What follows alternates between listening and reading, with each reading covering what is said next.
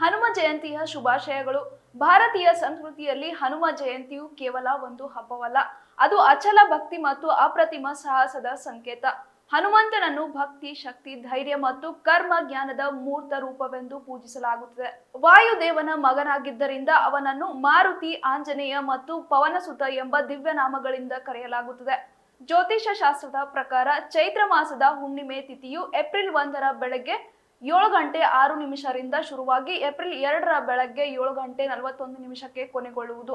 ಆದ್ದರಿಂದ ಈ ಪವಿತ್ರ ಹಬ್ಬವನ್ನು ಏಪ್ರಿಲ್ 2ರಂದು ಭಕ್ತಿ ಸಡಗರದಿಂದ ಆಚರಿಸಲಾಗುತ್ತದೆ. ಹನುಮಂತನ ಜನ್ಮದ ಹಿಂದೆ ಒಂದು ರೋಚಕದ ಕಥೆ ಇದೆ. ಅಂಜನಾದೇವಿ ಮತ್ತು ಕೇಸರಿ ದಂಪತಿಗಳು ಪುತ್ರ ಸಂತಾನಕ್ಕಾಗಿ ಶಿವನನ್ನು ಕುರಿತು ಕಠಿಣ ತಪಸ್ಸು ಮಾಡುತ್ತಾರೆ. ಅಂಜನಾದೇವಿಯ ಭಕ್ತಿಗೆ ಮೆಚ್ಚಿದ ಪರಶಿವನು ತನ್ನ ಅಂಶವನ್ನೇ ಮಗನಾಗಿ ನೀಡಲು ಅನುಗ್ರಹಿಸುತ್ತಾನೆ. ವಾಯುದೇವನು ಶಿವನ ದಿವ್ಯ ಶಕ್ತಿಯನ್ನು ಹೊತ್ತು ತಂದು ಅಂಜನಾದೇವಿಗೆ ತಲುಪಿಸಿದ ಕಾರಣ ಹನುಮಂತನು ವಾಯುಪುತ್ರನಾಗಿ ಜನಿಸುತ್ತಾನೆ. ಈ ದಿನವನ್ನು ನಾವು ಹನುಮ ಜಯಂತಿಯನ್ನಾಗಿ ಆಚರಿಸಿ ಆ ಮಹಾಶಕ್ತಿಯನ್ನು ಸ್ಮರಿಸುತ್ತೇವೆ. ಹನುಮಂತನ ಜೀವನವು ನಮಗೆ ಭಕ್ತಿಯ ನಿಜವಾದ ಅರ್ಥವನ್ನು ಕಲಿಸುತ್ತದೆ. ಶ್ರೀರಾಮನ ಪರಮ ಭಕ್ತನಾಗಿ ಅವನು ತನ್ನ ಸಂಪೂರ್ಣ ಅಸ್ತಿತ್ವವನ್ನೇ ದೈವ ಸೇವೆಗೆ ಸಮರ್ಪಿಸಿದವನು. ಹನುಮಂತನನ್ನು ಪೂಜಿಸುವುದರಿಂದ ಭಕ್ತರಲ್ಲಿ ಪ್ರಾಮಾಣಿಕತೆ ಮೂಡುತ್ತದೆ ಮತ್ತು ಕಷ್ಟದ ಸಮಯದಲ್ಲಿ ಮನಸ್ಸು ಹಾಗೂ ದೇಹದ ಸಮರ್ಪಣೆಯಿಂದ ಪ್ರಾರ್ಥಿಸಿದರೆ ಎಂತಹ ಸಂಕಷ್ಟಗಳಿಂದಲೂ ರಕ್ಷಣೆ ಸಿಗುತ್ತದೆ ಎಂಬುದು ಭಕ್ತರ ಅಚಲ ನಂಬಿಕೆ. ಅವನು ಪ್ರತಿ ಭಕ್ತನಿಗೂ ಒಂದು ಆದರ್ಶ ಮಾರ್ಗದರ್ಶಕನಾಗಿದ್ದಾನೆ. ದೈಹಿಕ ಮತ್ತು ಮಾನಸಿಕ ಶಕ್ತಿಯ ವಿಚಾರಕ್ಕೆ ಬಂದರೆ ಹನುಮಂತನೇ ಸರ್ವೋಚ್ಚ. ಧೈರ್ಯ, ಸಾಹಸ ಮತ್ತು ಬದ್ಧತೆಯ ಸಾಕಾರ ರೂಪ ಆತ. ಹನುಮಂತನ ಆರಾಧನೆಯು ಭಕ್ತರಲ್ಲಿ ಆತ್ಮವಿಶ್ವಾಸ ಮತ್ತು ಇಚ್ಛಾಶಕ್ತಿಯನ್ನು ತುಂಬುತ್ತದೆ. ಅಹಂಕಾರ ಮತ್ತು ದುರಾಸೆಯಿಂದ ಮುಕ್ತವಾದ ಕರ್ಮ ಹನುಮಂತನ ಮತ್ತೊಂದು ವಿಶೇಷತೆ.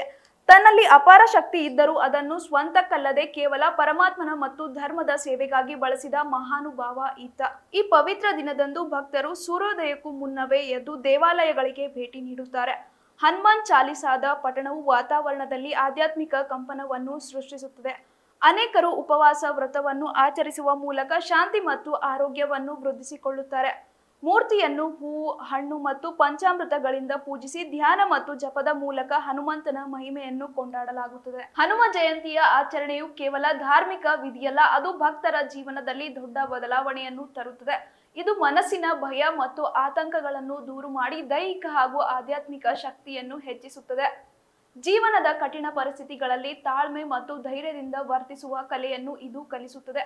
ಅಂತಿಮವಾಗಿ ಶ್ರೀರಾಮರ ಮೇಲಿನ ಭಕ್ತಿಯ ಮೂಲಕ ಧರ್ಮ ಮಾರ್ಗದಲ್ಲಿ ನಡೆಯಲು ಹನುಮಂತನು ನಮಗೆ ದಾರಿದೀಪವಾಗುತ್ತಾನೆ.